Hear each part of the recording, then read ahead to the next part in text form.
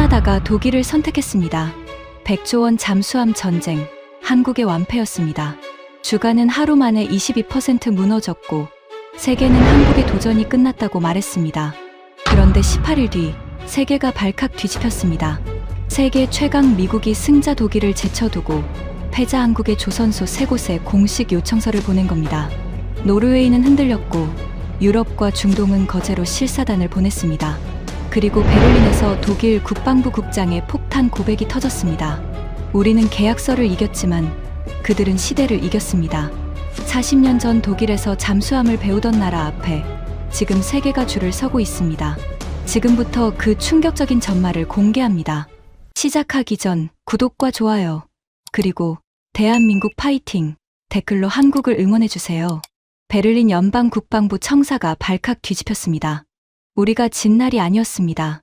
총사업비 100조 원, 잠수함 최대 12척, 캐나다 역사상 최대 규모의 군사 조달 사업에서 독일이 승리한 바로 그날이었습니다. 복도마다 박수가 터졌습니다. 전화기는 축하 인사로 불이 났고 장관실 쪽에서는 샴페인 터지는 소리가 들려왔습니다. 발표 직후 경쟁에서 패배한 한국 기업의 주가는 단 하루 만에 22%가 무너졌습니다. 시가총액 3조 원이 허공으로 사라졌죠. 누가 봐도 완벽한 승리였습니다. 하지만 그 승리의 한복판에서 저는 축배를 들지 못했습니다. 그리고 진짜 충격은 정확히 18일 뒤에 찾아왔습니다. 그날 밤 제가 느낀 감정은 기쁨이 아니라 공포였습니다. 저는 프리드리 베크만입니다. 독일 연방국방부에서 37년을 일했습니다. 군비총국 국장으로서 이번 캐나다 잠수함 사업의 정부 지원을 총괄했죠. 나이는 65, 은퇴를 앞둔 늙은 공무원입니다. 그리고 지금부터 들려드릴 이야기는 제 37년 공직 인생을 통째로 뒤흔들어 놓은 마지막 전쟁의 기록입니다. 승리가 발표된 그날 아침으로 돌아가 보겠습니다. 오전, 오타와에서 공식 발표가 나왔습니다. 캐나다 정부가 차기 잠수함 사업의 우선 협상 대상자로 독일 TKMS를 선정했다는 내용이었습니다. 로이터가 가장 먼저 타전했고 AP가 곧바로 뒤를 이었습니다. 독일과 노르웨이가 함께 개발하는 212CD급 잠수함, 나토 상호운용성, 북극 작전 능력. 우리가 1년 동안 설계한 논리가 발표문에 토시 하나 틀리지 않고 박혀 있었습니다. 집무실 문이 벌컥 열렸습니다. 국장님, 해냈습니다. 오타와에서 방금 공식 발표가 났습니다. 젊은 직원들이 소리쳤고 복도에서는 누군가 휘파람을 불었습니다. 잠시 뒤에는 차관이 직접 내려와 제 손을 잡고 흔들었습니다. 베크만 국장, 당신의 동맹 전략이 이겼어요. 이건 당신의 승리입니다. 장관께서도 저녁에 직접 전화하신답니다. 저는 웃었습니다. 웃어야 했으니까요. 하지만 이상하게도 손끝이 차가웠습니다. 텔레비전에서는 온종일 특보가 이어졌습니다. 앵커는 독일 조선업의 저력이라는 표현을 썼고 화면에는 킬 조선소의 도크가 자료 화면으로 흘러갔습니다. 노르웨이 국방부도 축하 성명을 냈습니다. 유럽 전체가 우리의 승리를 자기 일처럼 반겼습니다. 그날 오후 늦게 저는 축하 인파를 피해 혼자 사무실로 돌아왔습니다. 창밖으로 잿빛 겨울 하늘이 낮게 깔려 있었습니다. 저는 책상 서랍의 맨 아래 칸을 열었습니다. 그 안에는 누렇게 바랜 서류 한 장이 놓여 있었습니다. 종이 모서리는 세월에 닳아 부드러워졌고 잉크는 희미하게 번져 있었죠. 서랍을 열자 오래된 종이 특유의 마른 먼지 냄새가 올라왔습니다. 37년 동안 제가 버리지 못한 단 한 장의 서류였습니다. 그 서류가 무엇인지는 조금 뒤에 말씀드리겠습니다. 다만 이것 하나만 먼저 말씀드리죠. 그 낡은 종이 한 장에는 이번 100조 원 전쟁의 시작과 끝이 전부 들어 있었습니다. 저녁이 되자 뉴스 화면이 서울로 넘어갔습니다. 한국증권가의 전광판이 보였습니다. 하나오션. 우리가 마지막 순간까지 싸웠던 그 회사의 주가가 붉은 화살표를 그리며 추락하고 있었습니다. 하루 만에 22%, 시가총액 3조 원 증발. 한국 앵커는 충격이라는 단어를 몇 번이나 반복했습니다. 화면 뒤로는 거대한 조선소의 야경이 자료 화면으로 지나갔습니다. 크레인 수십 대가 불을 밝힌 채 서 있는 남쪽 바닷가의 도시였습니다. 이상한 일이 벌어진 것은 바로 그 순간이었습니다. 그 화면을 보는데 승리감이 아니라 서늘한 기운이 등골을 타고 올라왔습니다. 왜였을까요? 패배한 나라의 절망이 저 정도라는 것은 그들이 이 사업에 걸었던 것이 그만큼 컸다는 뜻입니다. 그리고 저는 알고 있었습니다. 그들이 무엇을 걸었는지, 그들이 어디까지 올라와 있었는지, 서류 위에서, 브리핑룸에서, 그리고 캐나다의 차가운 부두에서 제 두 눈으로 직접 확인했으니까요. 그때 전화가 울렸습니다. TKMS의 디르크 하르트만 부사장이었습니다. 국장님, 오늘 밤 베를린에서 제일 비싼 샴페인을 쏘겠습니다. 우리가 그 애들 손목을 아주 비틀어 버렸어요. 수화기 너머로 웃음소리와 잠부딪히는 소리가 쏟아졌습니다. 저는 조용히 대답했습니다. 하르트만 부사장, 축하할 일이 맞습니다. 다만 저는 오늘 좀 피곤하군요. 국장님도 참, 이긴 날 피곤하다는 사람은 제 평생 처음 봅니다. 전화를 끊고 저는 서랍 속 낡은 서류를 한참 내려다봤습니다. 그리고 그날 밤 한숨도 자지 못했습니다. 이상하게 들리실 겁니다. 100조 원짜리 계약을 따낸 나라의 국장이 왜 패배자처럼 밤을 새웠는지, 이 질문에 답하려면 시계를 1년 전으로 돌려야 합니다. 이 모든 것이 시작된 그 회의실로 말입니다. 1년 전 겨울 베를린 국방부 대회의실이었습니다. 긴 탁자 위에 캐나다 지도가 펼쳐져 있었습니다. 북극해와 대서양, 그리고 태평양, 세 개의 바다에 둘러싸인 거대한 나라. 그 나라가 낡을 대로 낡은 잠수함 함대를 통째로 교체하겠다고 선언한 직후였습니다. 최대 12척, 30년 유지보수까지 합치면 총 사업비 100조 원. 캐나다 건국 이래 최대의 군사 조달이었습니다. 회의실에는 국방부 간부들과 외교부 담당자들, 그리고 TKMS 경영진이 앉아 있었습니다. 제가 먼저 입을 열었습니다. 여러분, 이 사업의 본질부터 정리하겠습니다. 잠수함은 성능표로 팔리는 물건이 아닙니다. 방사는 기술이 아니라 동맹이 사는 물건입니다. 37년 공직 생활에서 제가 뼈에 새긴 결론이었습니다. 캐나다는 나토 회원국입니다. 북극에서 러시아를 마주 보고 있죠. 그들에게 필요한 것은 좋은 잠수함이 아니라 같은 편의 잠수함입니다. 우리는 노르웨이와 함께 212CD급을 만들고 있습니다. 나토 표준, 나토 훈련 체계, 나토 부품망. 이 세 가지면 이 전쟁은 시작하기도 전에 끝나 있는 겁니다. 탁자 곳곳에서 고개를 끄덕이는 소리가 이어졌습니다. 그때 탁자 끝에서 박수 소리가 났습니다. 느리고 과장된 박수였습니다. 디르크 하르트만이었습니다. TKMS의 글로벌 영업을 총괄하는 부사장. 52의 나이에 손목에는 제 석 달치 월급쯤 되어 보이는 시계를 차고 있었습니다. 그가 지나간 자리에는 코를 찌르는 진한 향수 냄새가 남았죠. 도면 한 장 그려본 적 없이 접대와 로비로 그 자리까지 올라간 사람이라는 소문이 있었습니다. 완벽한 정리십니다, 국장님. 그런데 사실 그렇게 진지하실 필요도 없습니다. 무슨 뜻입니까? 경쟁 후보 명단을 보셨잖습니까? 유럽 쪽은 사실상 정리 분위기고 결승에 남을 상대는 한국입니다. 한국이요, 국장님. 그는 그 단어를 마치 우스운 농담처럼 발음했습니다. 40년 전에 우리 도면 앞에서 벌벌 떨던 애들입니다. 우리가 볼트 조이는 법부터 가르쳤어요. 아시아 조선소에는 가격표 말고는 볼 게 없습니다. 싸게, 많이, 빨리. 그게 그 애들의 전부예요. 물건은 흉내 낼 수 있어도 신뢰는 흉내 못 냅니다. 회의실 여기저기서 웃음이 터졌습니다. 하지만 단 한 사람, 구석 자리에 앉은 젊은 분석관만은 웃지 않고 조용히 서류를 넘기고 있었습니다. 그녀의 이름은 레나 크리거. 이 이야기에서 아주 중요한 사람이 될 테니 기억해 두시기 바랍니다. 하르트만이 저를 향해 잔을 드는 신용을 하며 말을 맺었습니다. 그러니 국장님은 걱정하실 시간에 축하 연설문이나 미리 준비해 두시죠. 부끄러운 고백을 하나 하겠습니다. 그날 저는 하르트만의 말을 정정하지 않았습니다. 표현이 천박하다고는 생각했지만 내용이 틀렸다고는 생각하지 않았으니까요. 그의 오만은 저희 오만이기도 했습니다. 다만 제 오만은 조금 더 점잖은 옷을 입고 있었을 뿐입니다. 저에게도 근거는 차고 넘쳤습니다. 첫째, 방산 수출은 실적의 시장입니다. 독일은 수십 년 동안 나토 회원국 다수에 잠수함을 수출해 온 전통의 최강자였습니다. 반면 한국은 이 체급의 서방 시장에서 잠수함을 팔아본 적이 단 한 번도 없었습니다. 둘째, 동맹의 벽입니다. 한국은 나토 밖의 나라입니다.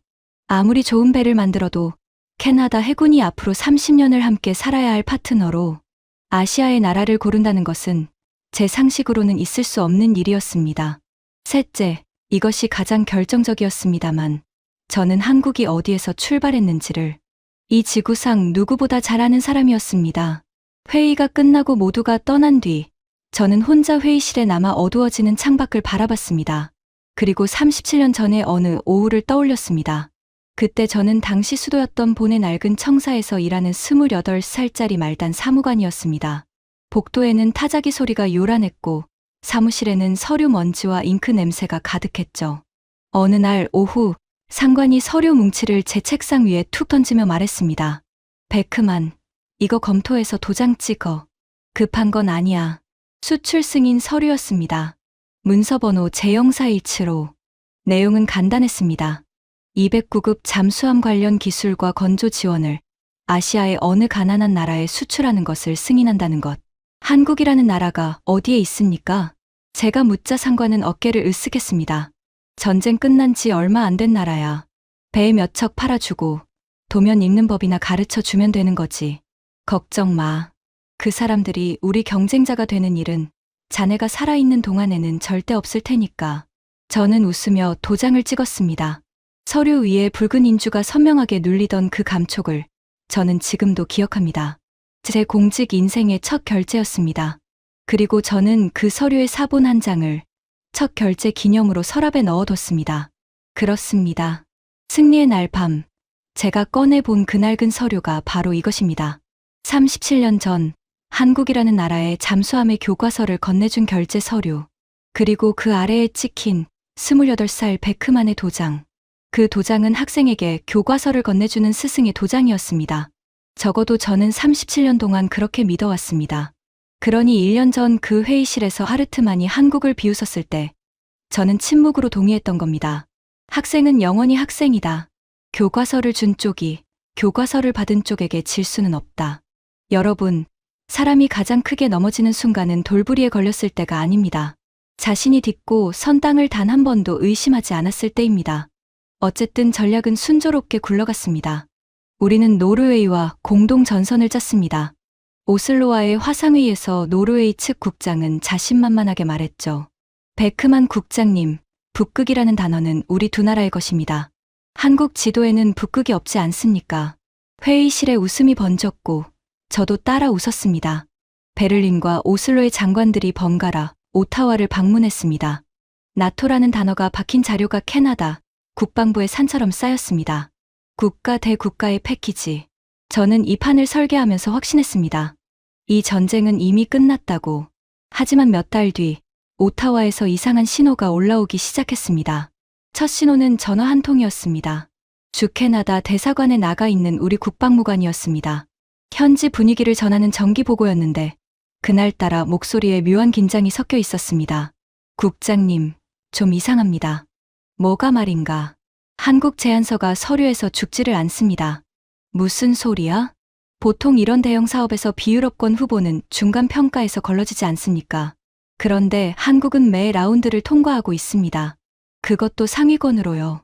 캐나다 실무진들 사이에서는 한국 제안서가 교과서 같다는 말까지 돈다고 합니다. 저는 대수롭지 않게 대답했습니다. 통과의 일일세.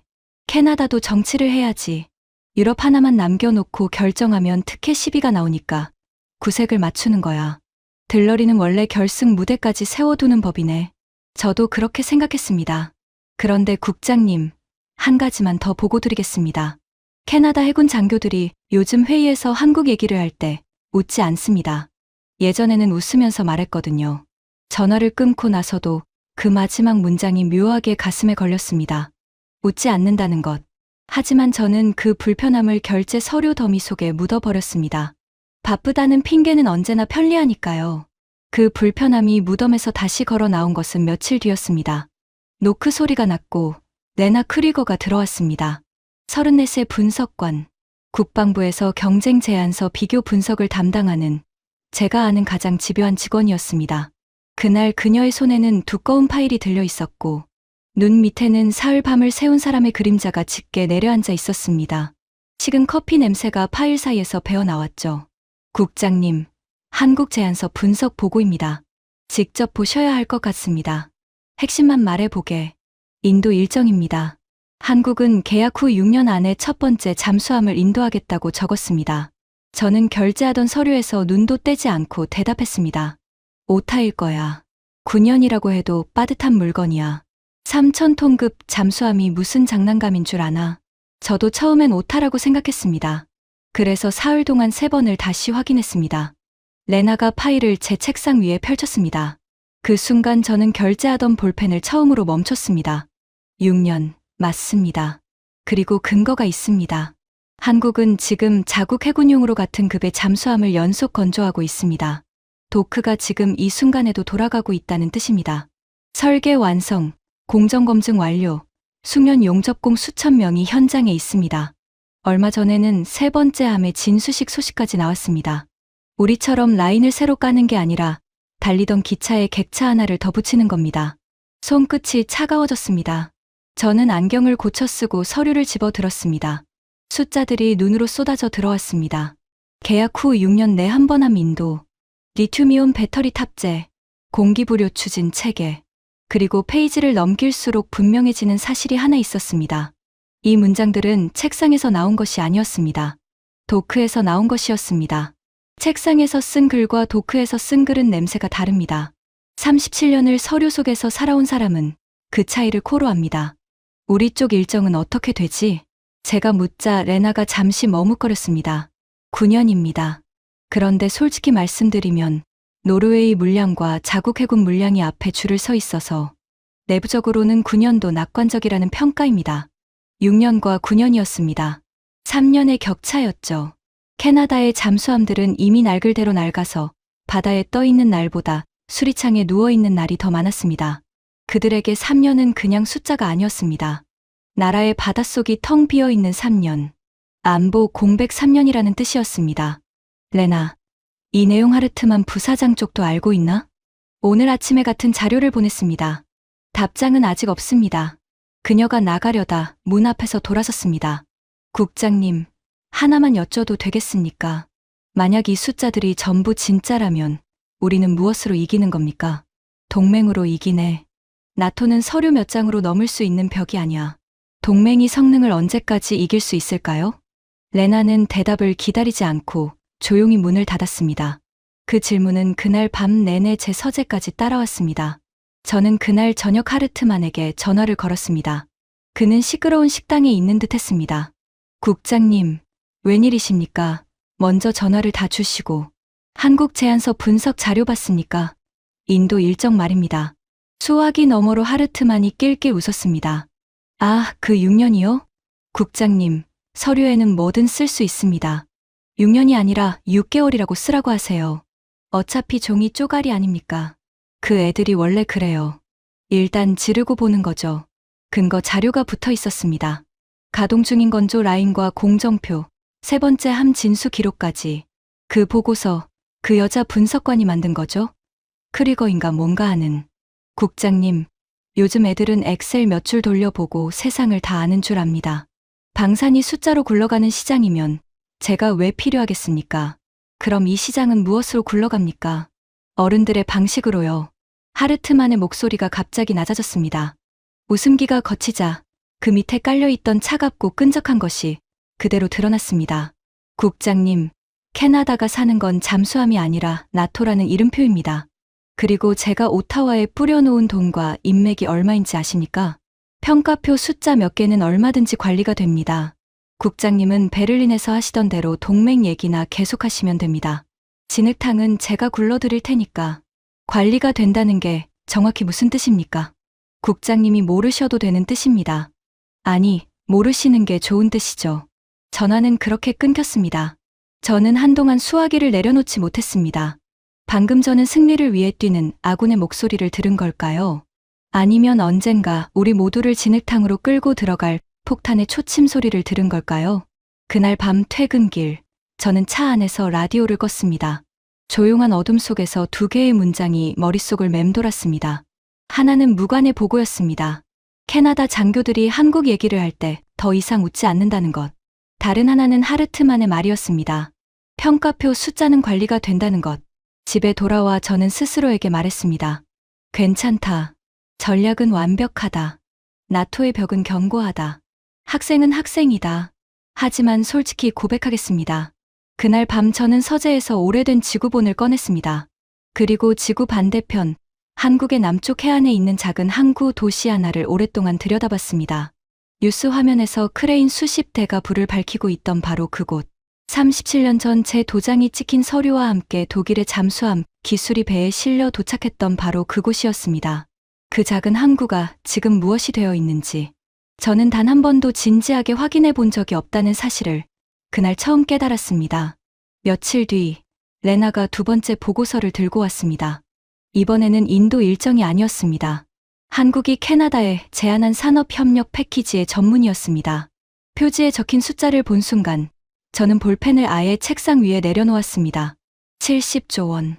그리고 일자리 28,000개. 거기 적혀 있던 것은 가격표가 아니었습니다. 한 나라의 설계도였습니다. 볼펜을 내려놓은 저는 그날 오후 일정을 전부 비웠습니다. 그리고 비서에게 말했습니다.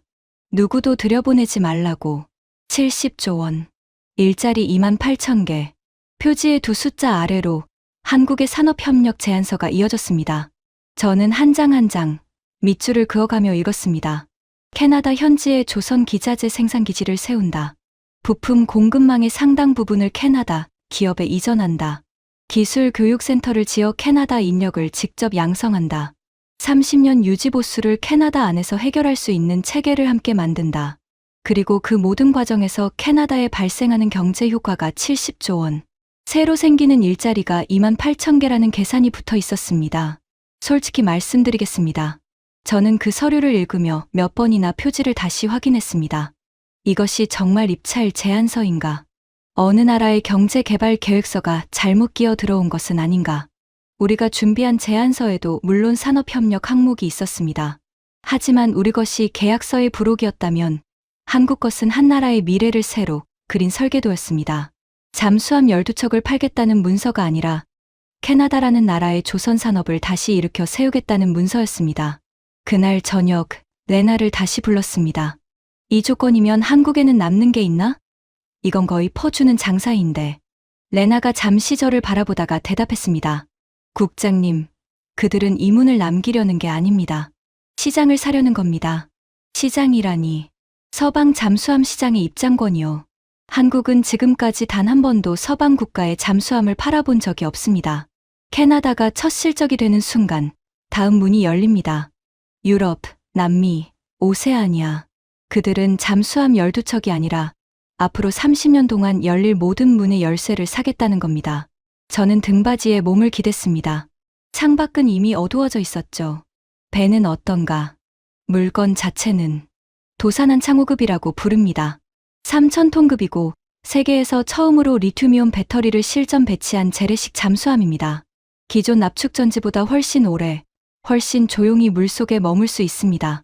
공기부료 추진 체계까지 함께 달았습니다.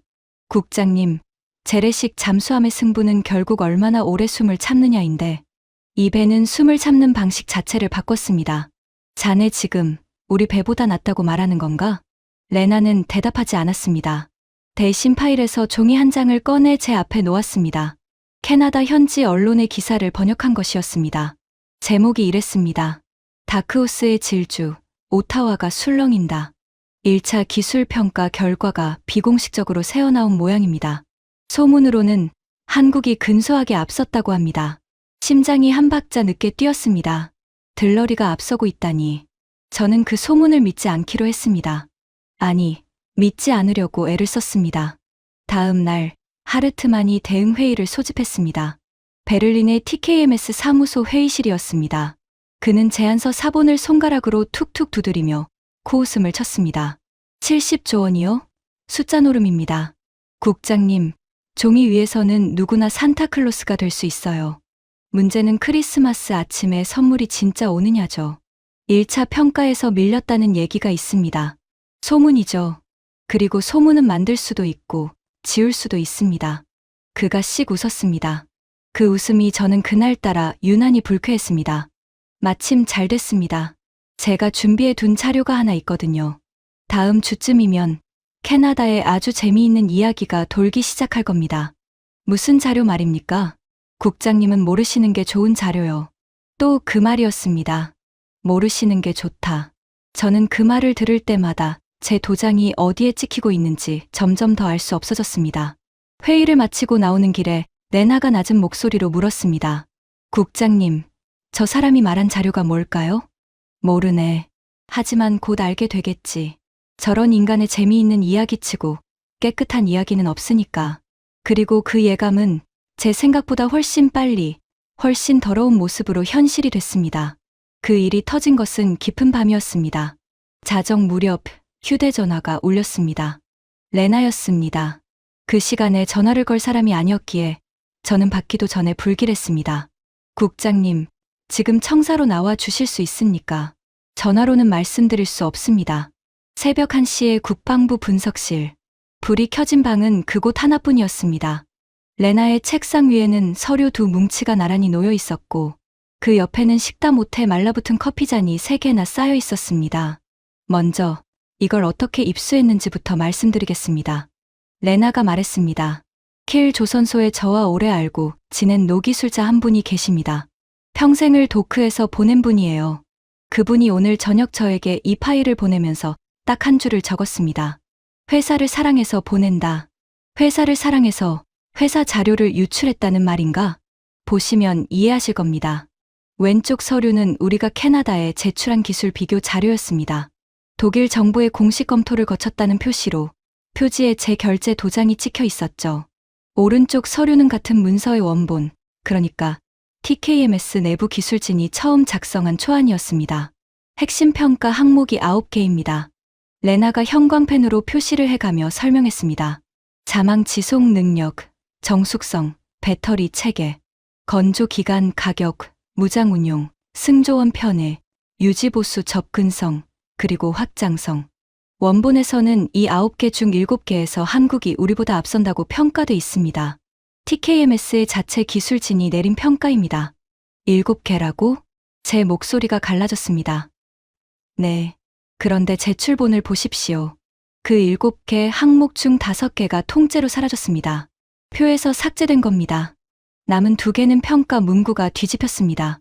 그리고 원본에 없던 항목이 하나 새로 들어갔습니다. 레나가 제출본의 한 줄을 손가락으로 짚었습니다. 리튬이온 배터리 체계의 화재 위험성.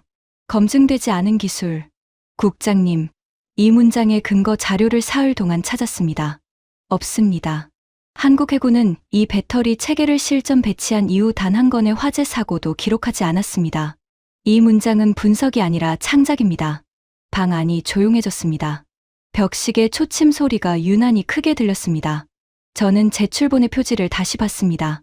독일 연방 국방부, 군비총국, 그리고 그 아래 선명하게 찍힌 붉은 도장. 제 이름이 새겨진 도장이었습니다. 여러분, 저는 37년 동안 공무원으로 살았습니다. 화려한 자리는 아니었습니다. 훈장을 받을 만큼 대단한 일을 한 적도 없습니다. 하지만 단 하나, 제 도장이 찍힌 서류에 거짓이 없다는 것. 그것 하나만은 제 인생의 전부였습니다. 그 도장이 지금 창작된 거짓말 위에 찍혀 있었습니다. 손이 떨리기 시작했습니다. 목구멍 안쪽에서 뜨거운 것이 치밀어 올라왔습니다. 저는 37년 전에 첫 도장을 떠올렸습니다. 가난한 나라의 교과서를 건네주던 진실한 도장. 그리고 오늘의 마지막 도장을 봤습니다. 그 나라의 발목을 잡으려고 조작된 서류 위에 찍힌 더럽혀진 도장. 국장님, 괜찮으십니까? 괜찮지 않네. 저는 솔직하게 대답했습니다. 레나, 이 원본 파일, 자네와 나 말고 누가 알지? 보낸 분과 저, 그리고 국장님뿐입니다. 당분간 그렇게 유지하게. 그리고 사본을 만들어서 자네가 가장 안전하다고 생각하는 곳에 보관해.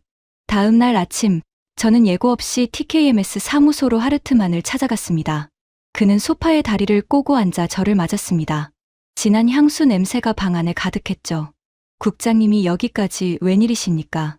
커피 한잔 하시겠습니까? 저는 원본과 제출본을 그의 탁자 위에 나란히 내려놓았습니다. 하르트만은 서류를 힐끗 보더니 놀라지도 않았습니다. 오히려 피식 웃었습니다. 아, 이게 새어나갔군요.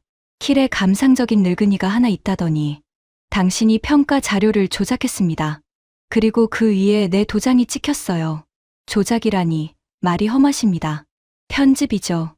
국장님, 광고에서 자기 제품 단점을 나열하는 회사 보셨습니까? 이건 광고가 아니라 정부 공식 검토 문서입니다. 제 목소리가 커지자 하르트만이 천천히 다리를 풀고 몸을 앞으로 기울였습니다. 목소리는 낮아졌고 눈빛에서 웃음기가 사라졌습니다. 국장님, 전쟁에서 총알에 이름표 달아가며 쏘는 군인 보셨습니까?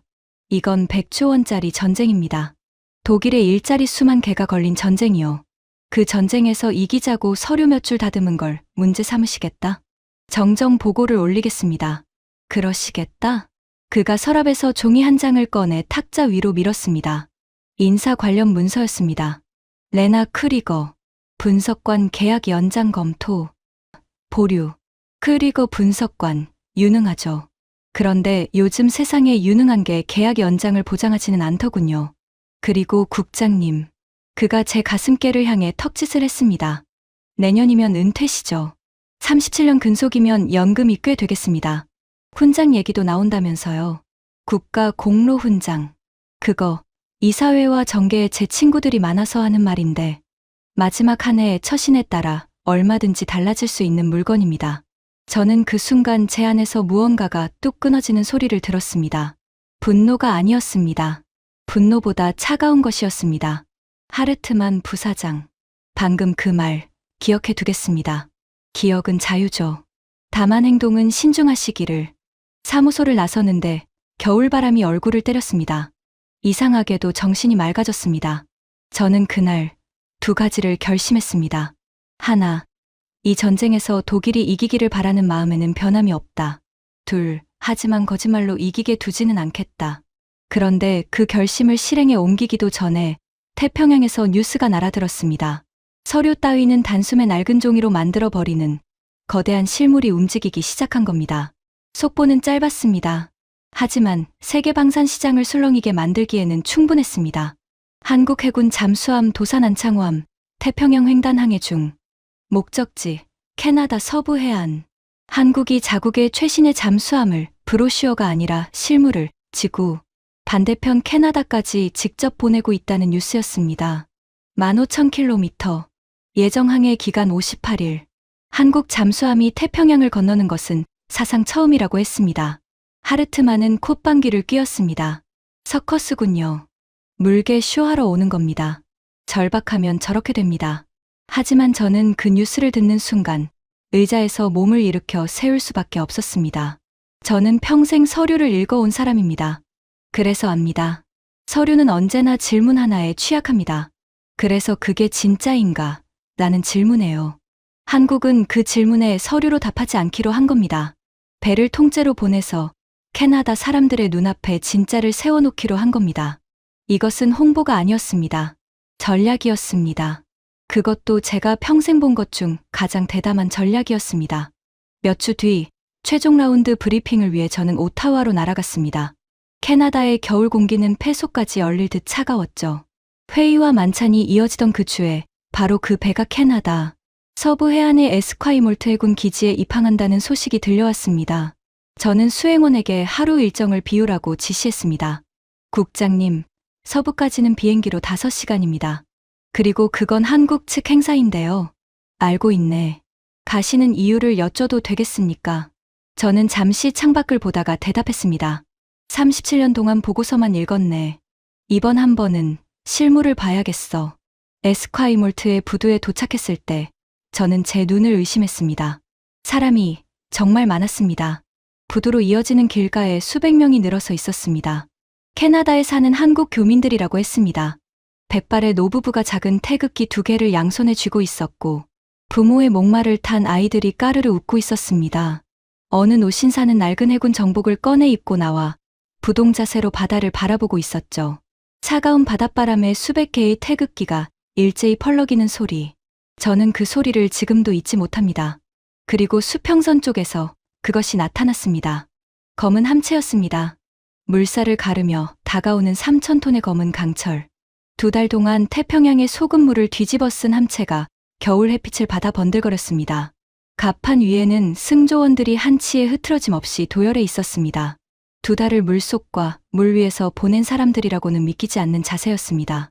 백고동이 길게 울렸습니다. 그 순간 부두에 누군가가 노래를 시작했습니다. 한 사람의 목소리는 곧 10사람이 되고 100사람이 됐습니다. 나중에 알았지만 한국의 국가였습니다. 백발의 노부부는 태극기를 쥔 채 울고 있었고 낡은 정복의 노신사는 거수경례를 올린 채 미동도 하지 않았습니다. 저는 그 광경 앞에서 완전히 얼어붙었습니다. 등골을 타고 올라오던 그 서늘한 기운, 승리 발표의 밤에 느꼈던 바로 그 감각의 정체를 저는 그날 그 부두에서 처음 만났던 겁니다. 이 사람들에게 저 배는 무기가 아니었습니다. 저 검은 강철은 반세기 만에 폐허에서 여기까지 걸어온 한나라의 인생 그 자체였습니다. 베크만 국장님 아니십니까? 뒤에서 들려온 목소리에 저는 돌아섰습니다. 백발이 성성한 한국인 신사가 서 있었습니다. 짙은 색 코트에 안전모를 옆구리에 낀 이르는 안 되어 보이는 남자. 그가 독일어로 말을 걸어온 겁니다. 조금 녹슬었지만 분명한 독일어였습니다. 실례합니다. 독일 대표단 명단에서 성함을 보고 혹시나 했습니다. 실례지만 누구신지. 하나오션의 박성우라고 합니다. 이 사업의 기술 총괄을 맡고 있습니다. 경쟁사의 기술 총괄. 저는 반사적으로 자세를 고쳤습니다. 하지만 그는 명함을 내미는 대신 이상한 질문을 던졌습니다. 국장님, 혹시 문서번호 제0417호를 기억하십니까? 세상이 잠깐 멈추는 것 같았습니다. 그 번호를 당신이 어떻게 합니까? 저희 회사 기념관 첫 번째 전시실에 그 문서에 사본이 걸려 있습니다. 저는 그 앞을 지날 때마다 결제란에 서명을 봤습니다. 프리드리 베크만. 40년 가까이 그 이름을 기억했습니다. 그가 천천히 고개를 숙였습니다. 국장님의 도장이 없었다면 오늘 저 배는 없었습니다. 저는 무슨 말을 해야 할지 몰랐습니다. 그런데 그가 고개를 들며 덧붙인 다음 말에 저는 숨이 멎을 뻔했습니다. 그리고 국장님, 저를 정말 기억 못 하시겠습니까? 킬의 3번 도크에서 국장님은 저희에게 도장을 하나 더 찍어주셨습니다. 기억의 밑바닥에서 37년 전의 겨울이 통째로 떠올랐습니다. 제0417호에는 후속 조항이 하나 붙어 있었습니다. 기술 이전 과정에 대한 정부 감독관 파견. 그 감독관이 28살의 저였습니다. 저는 몇 달 동안 킬 조선소에 상주하며 한국에서 온 기술 인수단을 지켜봤습니다. 34명이었습니다. 낡은 점퍼를 입은 대부분 20대와 30대의 젊은이들. 그들은 아침 6시에 도크에 나와 밤 12시까지 붙어 있었습니다. 당시 계약 조항 때문에 핵심 도면은 복사가 금지돼 있었는데 그들은 그걸 손으로 베꼈습니다. 새벽까지 남아서 한 줄 한 줄, 치수 하나, 기호 하나까지 손으로 옮겨 적었습니다. 도크의 쇳가루 냄새 속에서 곱은 손을 입김으로 녹여가면서요. 독일 현장 반장들은 그들을 비웃었습니다. 복사기 값도 안 되는 사람들이라고. 어깨너머로 100년을 배워도 잠수함은 못 만든다고. 젊은 저도 속으로는 비슷하게 생각했습니다. 그런데 어느 새벽, 야간 순찰을 돌던 저는 도면실에 아직 불이 켜져 있는 것을 봤습니다. 규정상 외부 인원의 야간 열람은 금지였습니다. 문을 열자 그 인수단의 막내가 도면 위에 엎드려 잠들어 있었습니다. 21살이라고 했습니다. 필사 노트가 손 밑에 깔려 있었고 연필을 쥔 손가락에는 굳은 살이 박여 있었죠. 저는 그를 깨워서 내보내야 했습니다. 그게 규정이었으니까요. 하지만 저는 그러지 않았습니다. 대신 다음 날 인수단의 야간 열람 연장 허가서에 도장을 찍었습니다. 상관은 별걸 다 결제한다며 웃었습니다. 저에게는 그저 작은 호의였습니다. 젊은 감독관의 값싼 동정이었는지도 모릅니다. 인수단이 귀국하던 날, 그 막내가 저에게 다가와 서툰 독일어로 말했습니다. 감독관님, 언젠가 우리가 만든 배로 다시 오겠습니다. 저는 웃으며 농담으로 받았습니다. 그때쯤이면 내가 늙어서 자네를 못 알아볼 거요. 부두의 겨울바람 속에서 백발의 박성우가 저를 바라보고 있었습니다. 그 21살 막내가 60을 앞둔 기술 총괄이 되어 제 앞에 서 있었습니다.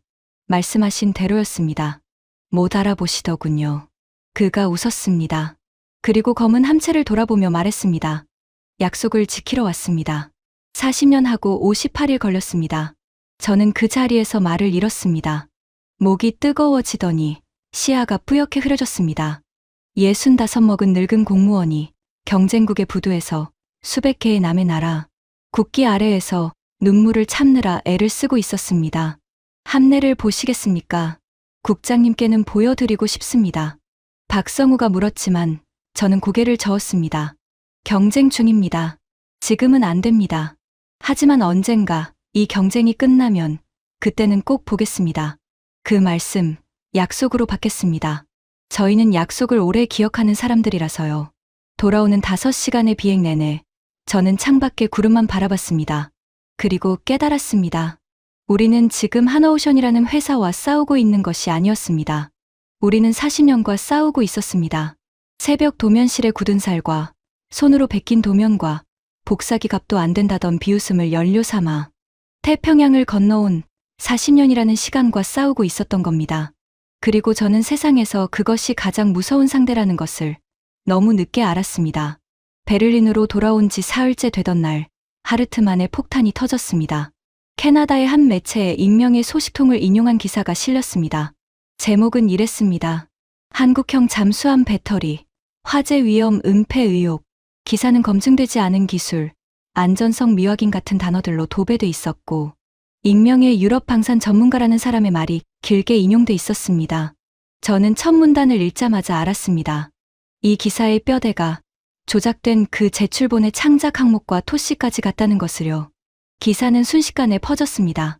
한국 언론이 발칵 뒤집혔고 캐나다 언론 일부가 받았었습니다. 하르트만이 예고했던 재미있는 이야기가 바로 이것이었습니다. 그런데 이틀 뒤 진짜 폭탄은 다른 방향에서 터졌습니다. 오타와 주재 우리 대사관을 경유해 캐나다 국방부의 공식 서한이 도착한 겁니다. 발신인은 평가위원회 기술분과장 마거리 로스 준장이었습니다. 서한은 외교 문서 특유의 절제된 문장으로 쓰여 있었지만 내용은 칼이었습니다. 귀국 입찰 참여 기업의 관계자가 본 위원회 소속 위원에게 사적 접촉을 시도하였음. 해당 접촉 과정에서 특정 재단을 경유한 후원금 제공 의사가 전달되었음. 본 위원은 이를 거절하였으며 위원회는 해당 접촉의 일시와 내용 전부를 공식 기록으로 남겼음을 통보함. 후원금, 우회, 접촉, 단어들이 눈앞에서 빙글빙글 돌았습니다. 하르트만이 오타와에 뿌렸다던 돈과 인맥의 정체가 이것이었습니다. 그는 평가위원을 돈으로 사려다가 하필이면 가장 사면 안 되는 사람에게 손을 내민 겁니다. 그리고 그 사람은 거절하는 것에 그치지 않고 모든 것을 기록으로 남겼습니다. 저는 그날 밤 하르트만에게 전화를 걸었습니다. 그는 태연했습니다. 소름이 끼칠 만큼 태연했습니다. 아, 그 서한이요. 별일 아닙니다. 접촉을 시도한 사람은 외부 컨설턴트예요. 우리 회사 직원이 아닙니다. 꼬리는 원래 자르라고 있는 겁니다. 기사는요. 배터리 결함 기사. 그것도 컨설턴트가 했습니까? 국장님, 언론의 자유라는 게 있지 않습니까?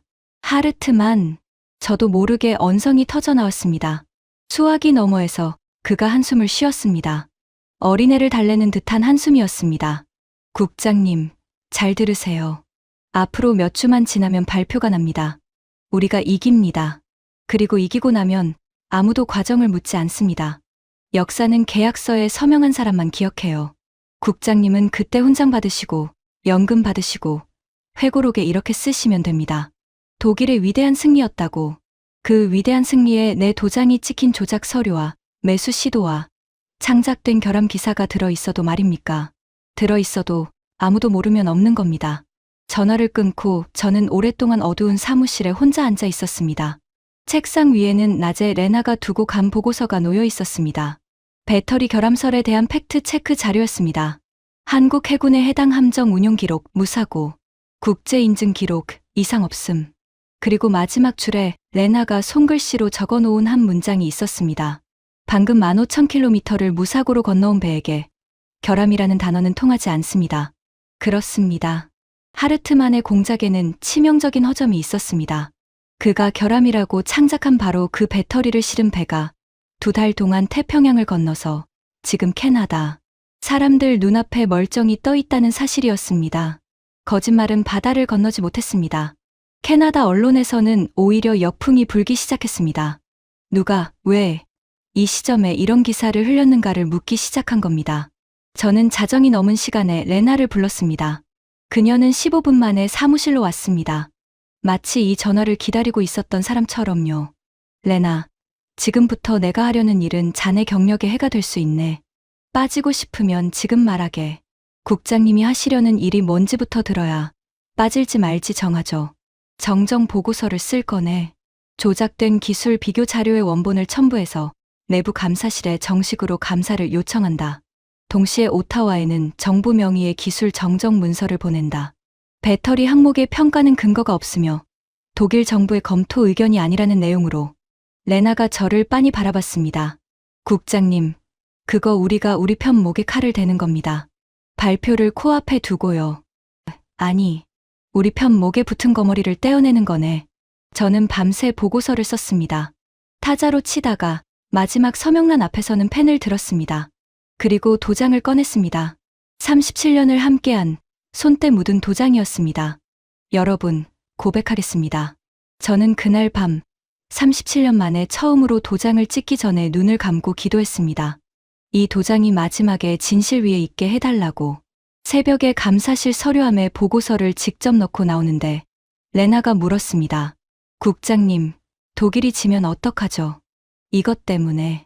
레나, 나는 독일이 이기기를 바라네. 진심으로. 하지만 거짓말로 이긴 승리는 언젠가 이자까지 붙여서 갚아야 하는 빚이야. 나는 내 조국에 그런 빚을 남기고 은퇴하고 싶지 않네. 말은 그렇게 했지만 청사를 나서는 제 다리는 떨리고 있었습니다. 하늘이 부옇게 밝아오고 있었습니다. 발표까지 남은 시간은 3주. 제가 던진 돌이 어디에 파문을 일으킬지 그때는 저도 알 수 없었습니다. 그리고 마침내 여러분이 이 이야기의 첫머리에서 보셨던 그날이 왔습니다. 발표 당일 새벽 5시 오타와에서 최종 통보 전화가 걸려왔습니다. 잠결에 받은 수화기 너머로 우리 무관의 목소리가 떨리고 있었습니다. 국장님, 됐습니다. 독일입니다. 몇 시간 뒤에 공식 발표가 납니다. 저는 침대에 걸터앉은 채 한동안 움직이지 못했습니다. 이겼다. 우리가 이겼다. 그런데 이상했습니다. 그 문장이 머릿속에서 아무런 소리도 내지 못했습니다. 몇 시간 뒤 여러분이 아시는 그 아침이 시작됐습니다. 발칵 뒤집힌 청사, 샴페인, 차관의 악수, 특보, 그리고 서울발 뉴스 화면 속에서 무너지던 22%와 허공으로 사라진 3조 원.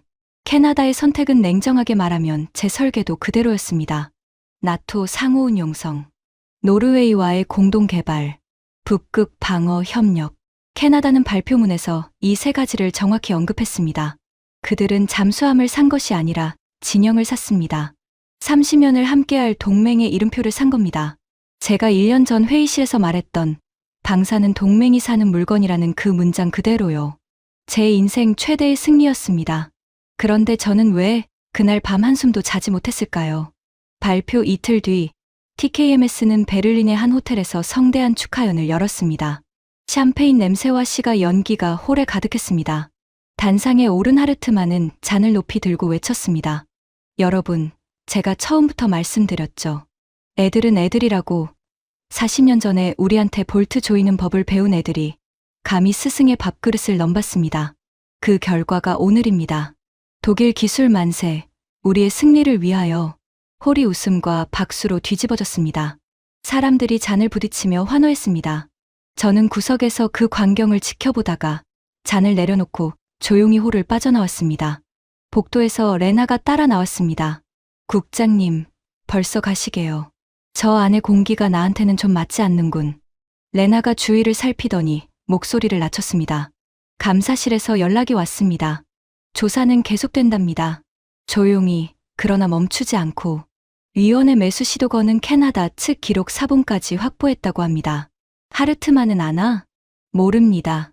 승리에 취해서 자기 발밑이 꺼지고 있는 걸 모릅니다. 일주일 뒤, 저는 우선협상 실무 개시를 위해 다시 오타와로 날아갔습니다. 회의가 끝난 저녁, 캐나다 국방부 청사의 복도에서 마거릿 로스 준장과 마주쳤습니다. 처음으로 나눈 사적인 대화였습니다. 그녀는 축하 인사를 건넨 뒤 잠시 머뭇거리다가 이렇게 말했습니다. 국장님, 한 가지 말씀드려도 되겠습니까? 공식 발언이 아닙니다. 말씀하십시오. 위원회의 서류는 나토를 가리켰습니다. 하지만 바다는 한국을 가리켰습니다. 저는 그 말의 무게에 눌려 잠시 대답하지 못했습니다. 그녀가 창밖의 어두운 하늘을 보며 말을 이었습니다. 에스콰이몰트에 그 배가 들어오던 날, 저도 그 부두에 있었습니다. 우리 해군 장교들 수십 명이 자원해서 견학을 갔죠. 돌아오는 길에 젊은 함장 하나가 저한테 그러더군요. 준장님, 우리는 방금 미래를 보고 온 것 같습니다. 로스 준장이 저를 똑바로 바라봤습니다. 이번에는 서류가 이겼습니다. 하지만 다음에도 서류가 이길 거라고는 저는 장담하지 못하겠습니다. 축하드립니다, 국장님. 진심으로요. 그리고 부디 이 승리의 시간을 아껴 쓰시기 바랍니다. 승자에게 건네는 축하 중에 세상에서 가장 무서운 축하였습니다. 베를린으로 돌아오는 비행기 안에서 저는 눈을 감고 있었지만 잠들지 못했습니다.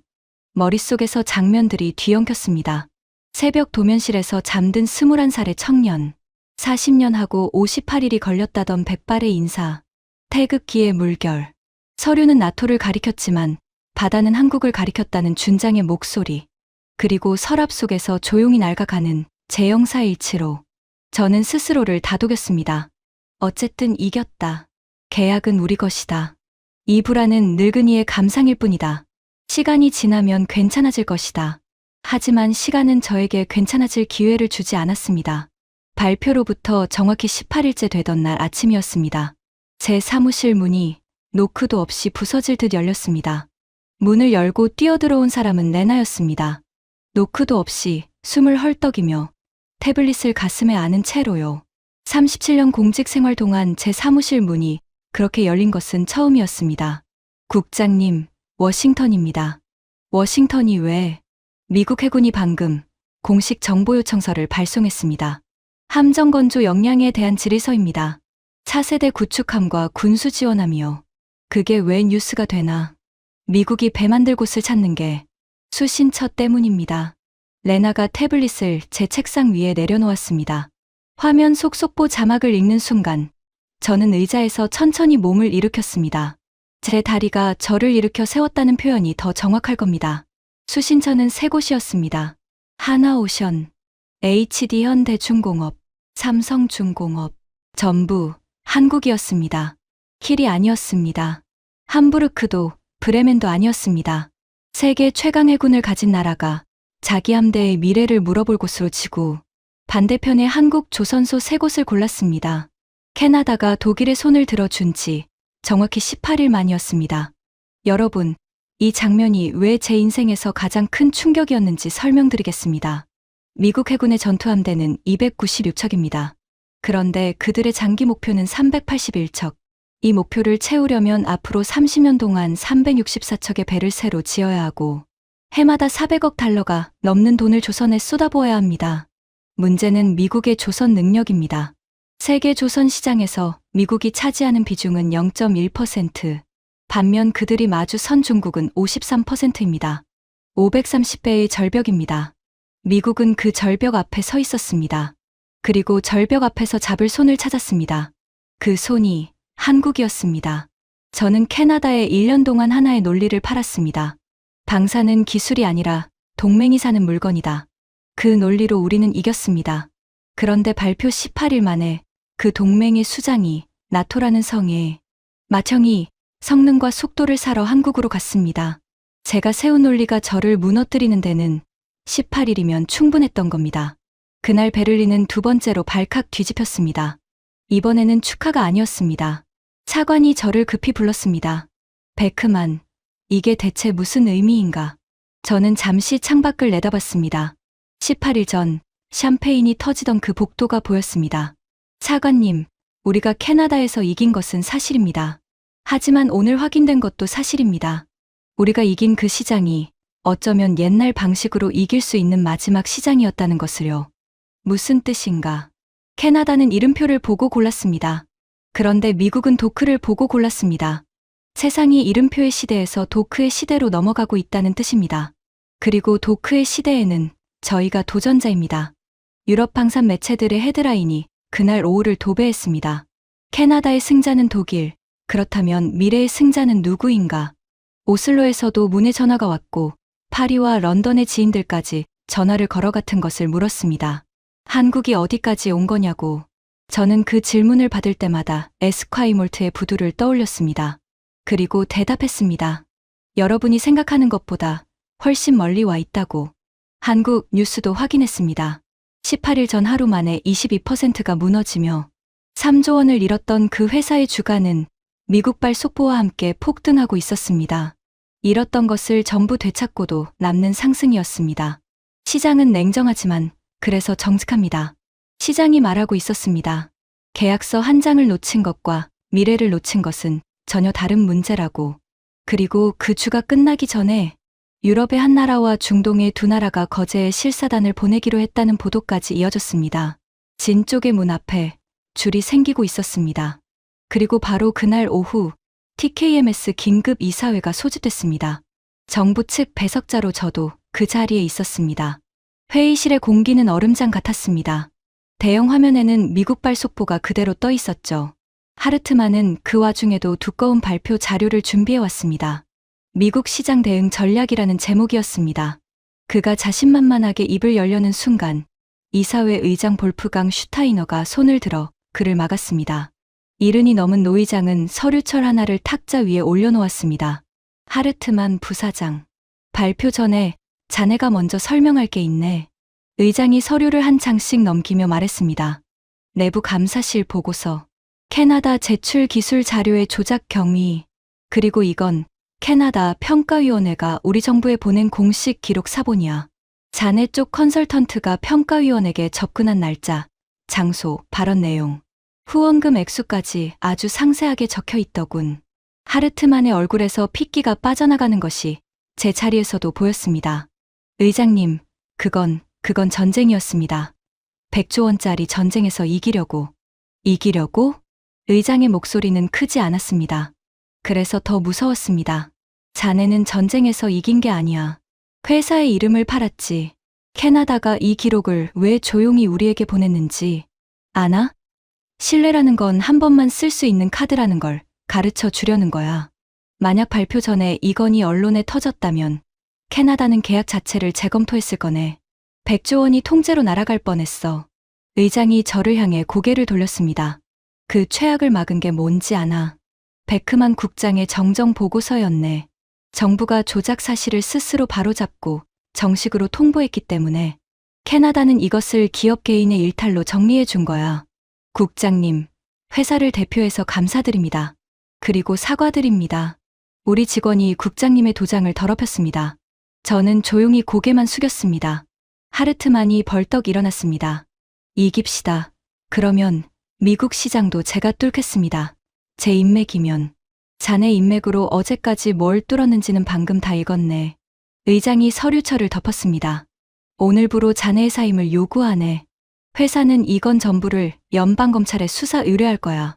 회사가 입은 신뢰 손실에 대한 구상권 청구도 법무팀이 검토 중이고. 바로 그 순간이었습니다. 회의실 대형 화면에 속보 자막이 갱신됐습니다. 미국 의회에서도 한국, 일본 등 동맹국 조선 역량 활용 법안 논의가 급물살을 탄다는 내용이었습니다. 하르트만은 그 화면을 멍하니 올려다보더니 두 손으로 자신의 머리를 감싸 쥐었습니다. 40년 전 도면 앞에서 벌벌 떨었다던 그 애들이 이제 세계 최강대국의 초청장을 받아드는 장면을 그는 자신의 몰락 통보와 동시에 생중계로 지켜봐야 했습니다. 회의실을 나가던 하르트만이 제 옆에서 걸음을 멈췄습니다. 그리고 낮게 으르렁거렸습니다. 당신 짓이지. 저는 그의 눈을 똑바로 보고 대답했습니다. 아니요. 당신 도장이 한 짓입니다. 저는 제 도장을 지켰을 뿐입니다. 그가 나간 뒤 슈타이너 의장이 임원들을 둘러보며 말했습니다. 저는 그 말을 한 글자도 빼놓지 않고 기억합니다. 여러분, 오늘부로 이 회사의 어떤 보고서에서든 한국을 애들이라고 부르는 사람은 해고하겠습니다. 우리는 40년 전의 지도를 들고 오늘의 바다를 항해해 왔어요. 캐나다에서 우리는 계약서를 이겼습니다. 하지만 그들은 시대를 이겼습니다. 계약서는 12척이면 끝나지만 시대는 끝이 없습니다. 다음 30년을 준비하십시오. 이번에는 우리가 배울 차례입니다. 그날 밤, 저는 사무실에 홀로 남아 서랍을 열었습니다. 제0417호, 37년 전 가난한 나라의 교과서를 건네주던 낡은 서류. 저는 그 서류를 꺼내 책상 위에 올려놓고 오랫동안 바라봤습니다. 여러분이라면 그 밤에 어떤 생각을 하셨겠습니까? 저는 이상하게도 분하지 않았습니다. 두렵지도 않았습니다. 승리 발표의 밤에 저를 짓눌렀던 그 공포가 오히려 그날 밤에는 사라져 있었습니다. 정체를 알 수 없는 공포가 가장 무서운 법입니다. 이제 저는 그 정체를 알았으니까요. 우리는 학생에게 진 것이 아니었습니다. 멈추지 않은 사람들에게 멈춰 있던 우리가 따라잡힌 것뿐이었습니다. 그리고 따라잡힌 자에게는 두 가지 길이 있습니다. 원망하거나 다시 달리거나. 몇 달 뒤, 저는 37년의 공직 생활을 마감했습니다. 퇴임식은 국방부 강당에서 열렸습니다. 하르트만이 이사회를 들먹이며 흔들겠다던 그 훈장은 결국 제 가슴에 달렸습니다. 그가 검찰 조사실을 오가는 동안의 말입니다. 세상이 가끔은 이렇게 공정하다는 것을 저는 65에 배웠습니다. 연설 차례가 왔습니다. 비서시 써준 원고가 단상에 놓여 있었죠. 무난하고 안전하고 아무도 기억하지 않을 문장들. 저는 그 원고를 반으로 접어 주머니에 넣었습니다. 장내가 술렁였습니다. 여러분, 오늘은 원고 대신 유언을 남기겠습니다. 은퇴하는 사람의 말은 절반이 유언이니까요. 저는 낡은 서류 한 장을 꺼내 들어 보였습니다. 37년 전, 제 공직 인생의 첫 결제 서류입니다. 문서번호 제0417호. 아시아의 가난한 나라에 잠수함 기술을 수출하는 것을 승인하는 내용이었습니다. 그때 제 상관은 이렇게 말했습니다. 그 사람들이 우리 경쟁자가 되는 일은 자네가 살아있는 동안에는 없을 거라고. 강당이 조용해졌습니다. 그 상관의 예언은 두 가지 점에서 틀렸습니다. 첫째, 그들은 경쟁자가 됐습니다. 둘째, 저는 아직 살아 있습니다. 웃음이 잠깐 번졌다가 이내 잦아들었습니다. 제 표정 때문이었을 겁니다. 여러분, 저는 이번 캐나다 사업에서 이긴 사람으로 기록될 겁니다. 하지만 저는 오늘 여러분께 패자의 유언을 남깁니다. 다음 시대의 조선소는 킬이 아니라 거제에 있습니다. 40년 전 그들은 새벽 도면실에 남아 우리의 도면을 손으로 베꼈습니다. 이제 우리가 그렇게 해야 합니다. 자존심은 접어서 서랍에 넣으십시오. 배우십시오. 새벽까지 남으십시오. 그것이 40년 뒤의 독일이 오늘의 한국처럼 태평양을 건너는 유일한 방법입니다. 침묵이 흘렀습니다. 길고 무거운 침묵이었습니다. 그 침묵을 깬 것은 뒷줄의 젊은 직원들이었습니다. 한 명이 일어나 박수를 쳤고 곧 강당 전체가 일어났습니다. 맨 앞줄의 레나는 박수 대신 손으로 입을 가리고 있었습니다. 우는 것을 들키지 않으려는 사람의 자세였습니다. 퇴임 일주일 뒤 국제 우편이 한 통 도착했습니다. 발신지, 대한민국 거제, 신형 잠수함 진수식 초청장이었습니다. 초청인의 이름은 박성우, 그리고 카드 아래에 손글씨 한 줄이 적혀 있었습니다. 경쟁이 끝나면 보겠다고 하셨습니다. 경쟁이 끝났습니다. 저는 아내와 함께 비행기에 올랐습니다. 인천에서 거제까지 내려가는 길, 창밖으로 남해의 섬들이 지나갔습니다. 그리고 마침내 그 도시에 들어섰을 때 저는 말을 잃었습니다. 크레인의 숲이었습니다. 수십 대의 거대한 골리앗 크레인이 하늘을 받치고 서 있었고 도크마다 배들이 자라고 있었습니다. LNG 운반선, 컨테이너선, 그리고 잠수함. 쇳소리와 용접 불꽃과 사람들의 발걸음이 도시 전체를 심장처럼 뛰게 하고 있었습니다. 37년 전 지구본 위에서 손톱만 하던 그 항구가 지금 세계 조선업의 심장이 되어 있었습니다.